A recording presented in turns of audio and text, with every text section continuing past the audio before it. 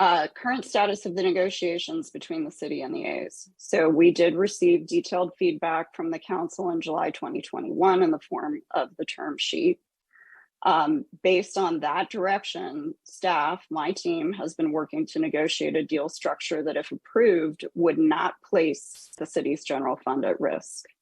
To date, we have not been able to arrive at an agreement on a potential deal structure that meets this goal with the A's, and thus negotiations are ongoing and will continue into 2023. So while I understand that folks are impatient to get an independent fiscal analysis, one cannot, with any accuracy, analyze a deal which does not yet exist.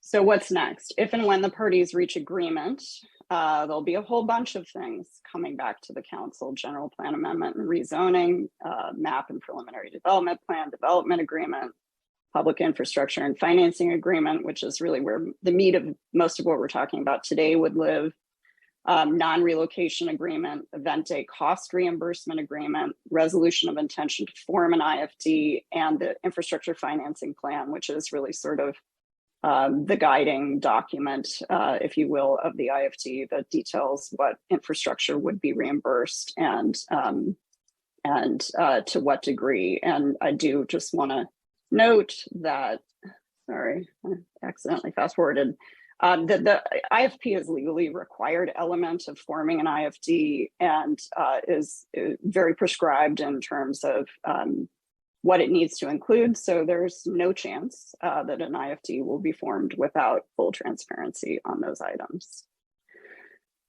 So when will you see an in-depth analysis of the fiscal impacts of the proposed project? So the way our process works in Oakland, most of these items would go to Planning Commission first.